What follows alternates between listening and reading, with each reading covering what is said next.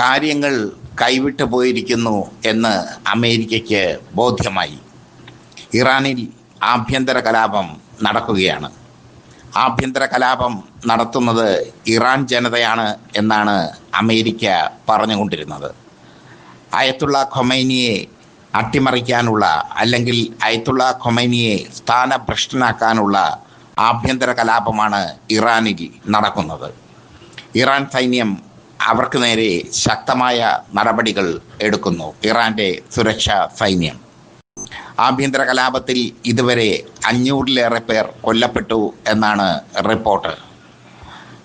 5000-ലേറെ പേർക്ക് പരിക്കേറ്റു എന്നും പാശ്ചാത്യ മാധ്യമങ്ങൾ റിപ്പോർട്ട് ചെയ്യുന്നു.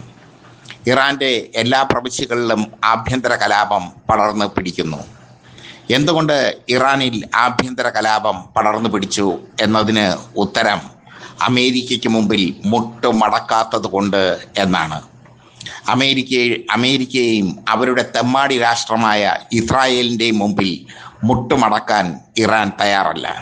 അയത്തുള്ള ഖൊമൈനി തയ്യാറല്ല. അങ്ങനെ മുട്ടുമടക്കിയിരുന്നെങ്കിൽ അയത്തുള്ള ഖൊമൈനിക്ക് ലോകം കീഴടക്കാനുള്ള എല്ലാ ചേരുവകളും അമേരിക്കയും ഇസ്രായേലും കൊടുക്കുമായിരുന്നു. പക്ഷേ ഖൊമൈനി നട്ടെല്ല് നിവർത്തി നിന്നു. റഷ്യയും ചൈനയുമൊക്കെ പലപ്പോഴും അമേരിക്കയുടെ പിടിവാശിക്ക് മുമ്പിൽ അല്ലെങ്കിൽ അമേരിക്കയുടെ ധാർഷ്ട്യത്തിന് മുമ്പിൽ മുട്ടുമടക്കുമ്പോൾ ഖൊമൈനി നട്ടെല്ലുയർത്തി തന്നെ നിന്നു. റഷ്യയും ചൈനയും ചെയ്യുന്ന ഒരു വിട്ടുവീഴ്ചയും ഖൊമൈനി ചെയ്തിട്ടില്ല അമേരിക്കയോട്.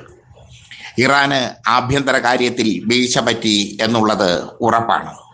സാമ്പത്തിക ഞെരുക്കം ഇറാനിലുണ്ട്.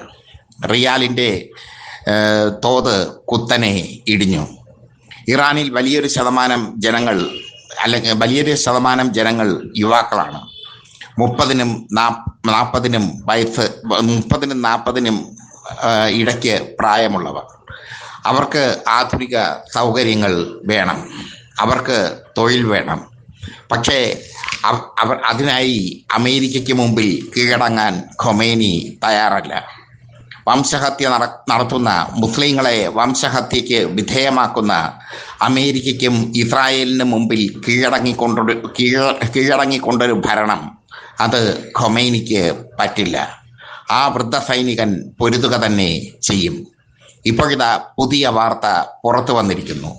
ഇറാനിൽ ആഭ്യന്തര കലാപം ഉണ്ടാക്കാനും ഖൊമൈനിയെ വധിക്കാനും ശ്രമിച്ച 1000 മൊസാദ് ചാരന്മാരെ 1000-ഓളം മൊസാദ് ചാരന്മാരെ ഇറാന്റെ സൈന്യമായ ഇസ്ലാമിക് റവല്യൂഷണറി ഗാർഡ് കോർപ്സ് അതായത് IRGC പിടികൂടിയിരിക്കുന്നു. അവരെ പിടികൂടുക മാത്രമല്ല, അവർക്ക് വധശിക്ഷ നടപ്പിലാക്കുകയും ചെയ്തിരിക്കുന്നു. പാശ്ചാത്യ മാധ്യമങ്ങൾ ഈ വാർത്ത റിപ്പോർട്ട് ചെയ്യേണ്ട ഗതികേടിൽ എത്തിനിൽക്കുന്നു. അപ്പോൾ ആരാണ് ഇറാനിൽ കലാപം ഉണ്ടാക്കുന്നത് എന്ന് വ്യക്തം. മൊസാദിൻ്റെ ചാരന്മാരും അമേരിക്കൻ ചാരന്മാരുമാണ് ഇറാനിൽ കലാപം ഉണ്ടാക്കുന്നതെന്ന് ഖൊമൈനി പറഞ്ഞിരുന്നു. ഇറാനെ അമേരിക്ക ആക്രമിക്കാൻ ഒരുങ്ങുകയാണ്. അമേരിക്ക ഇറാനെ ആക്രമിച്ചാൽ ഗൾഫിലും മറ്റ് പശ്ചിമേഷ്യൻ രാജ്യങ്ങളിലുമുള്ള അമേരിക്കയുടെ സൈനിക താവളങ്ങൾ തകർത്ത് തരിപ്പണമാക്കുമെന്ന് ഇറാൻ മുന്നറിയിപ്പ് നൽകി കഴിഞ്ഞു. ഇത്രയും കാലം കൊണ്ട് ഇറാൻ സ്വരുക്കൂട്ടിച്ച മിസൈലുകൾ, ആ മിസൈലുകൾ മാരകമായ പ്രഹരശേഷി ഉള്ളവയാണ്. തദ്ദേശീയമായി ഇറാൻ മിസൈലുകൾ വികസിപ്പിച്ച് എടുത്തിട്ടുണ്ട്. ഇറാന് ആണവായുധമുണ്ടോ ഇല്ലയോ എന്നതിനെപ്പറ്റി വ്യക്തമായൊരു സൂചന ഇതുവരെയും ലഭിച്ചിട്ടില്ല. എന്തായാലും ഇറാൻ മൊസാദ് ചാരന്മാരെ പിടികൂടിയതോടുകൂടി ഇറാനിലെ ജനതയ്ക്ക് ഒരു കാര്യം ബോധ്യമായിരിക്കുന്നു. മൊസാദ് ചാരന്മാരാണ് തങ്ങളെ ഇളക്കി വിടുന്നത്. തങ്ങളുടെ ഭരണകൂടത്തെ, പതിറ്റാണ്ടുകൾ നീണ്ട ഭരണകൂടത്തെ അട്ടിമറിക്കാനാണ് മൊസാദ് ശ്രമിച്ചത്. വെറുതെയല്ല അവരെ പിടികൂടിയത്. ആയുധങ്ങളോടുകൂടിയാണ് 1000-ഓളം വരുന്ന മൊസാദ് ചാരന്മാരെ ഇറാൻ പിടികൂടിയതും അവരെ കാലപുരിക്ക് അയച്ചതും. എന്തായാലും ഇത് അമേരിക്കയ്ക്കും ഇസ്രായേലിനും തേച്ചാലും മാച്ചാലും തീരാത്ത കളങ്കമാണ്. ഒരു രാജ്യത്തിൽ അന്തഛിദ്രമുണ്ടാക്കാൻ അമേരിക്കയും ഇസ്രായേലും ചേർന്ന് ശ്രമിച്ചു. അവിടെ ആഭ്യന്തര കലാപം ഉണ്ടാക്കി. ആഭ്യന്തര കലാപത്തിന്റെ പേര് പറഞ്ഞ് ആ ജനതയെ ഭരിക്കാൻ, അവിടുത്തെ ഭൂസ്വത്ത് സ്വന്തമാക്കാൻ കഴുകൻ കണ്ണുകളുമായി അമേരിക്ക എത്തി. ഇപ്പോൾ ഖത്തറിലെ വ്യോമത്താവളത്തിൽ അമേരിക്കൻ യുദ്ധവിമാനങ്ങൾ ലാൻഡ് ചെയ്യുന്നുണ്ട്. ഏത് നിമിഷവും ഇറാനെ ആക്രമിക്കും എന്നാണ് ട്രംപ് പറഞ്ഞിരിക്കുന്നത്. ഇറാൻ പാർലമെന്റിൽ ട്രംപിനെതിരെ ശക്തമായ പ്രതിഷേധമാണ് ഉയർന്നത്. ഇറാനിലെ സ്പീക്കർ പറഞ്ഞത് ട്രംപ് അത്തരമൊരു നടപടിക്ക് ഒരുങ്ങിയാൽ ന്യൂയോർക്കിനെ പോലും ലക്ഷ്യം വയ്ക്കുന്ന മിസൈലുകൾ തങ്ങളുടെ കയ്യിൽ ഉണ്ട് എന്നാണ്. അതാണ് ഇറാൻ. അവർ കീഴടങ്ങുന്നില്ല. അവർക്ക് കീഴടങ്ങാൻ മനസ്സില്ല. പൊരുതുന്ന ജനതയ്ക്കൊപ്പം ഇറാൻ നിന്നപ്പോൾ ലോകം മുഴുവൻ അവർക്ക് വേണ്ടി കൈയടിച്ചു. 6 മാസം മുമ്പ് അമേരിക്കയും ഇസ്രായേലും സംയുക്തമായി ഇറാനെ ആക്രമിച്ചു. ഇറാന് ഒരു പോറൽ പോലും പറ്റിയില്ല. ഇറാൻ സൈന്യത്തിനൊരു പോറൽ പോലും പറ്റിയില്ല. ഇറാന്റെ ആണവ നിലയങ്ങളെ അമേരിക്ക ആക്രമിച്ചു. ആ ആക്രമണം ലക്ഷ്യം കണ്ടില്ലെന്ന് പിന്നീട് അമേരിക്കയ്ക്ക് തന്നെ പറയേണ്ടി വന്നു. ഇതൊക്കെയാണ് അന്നത്തെ യുദ്ധത്തിൽ സംഭവിച്ചത്. ആ യുദ്ധത്തിന് വിരാമമിട്ടതും അമേരിക്കയാണ്.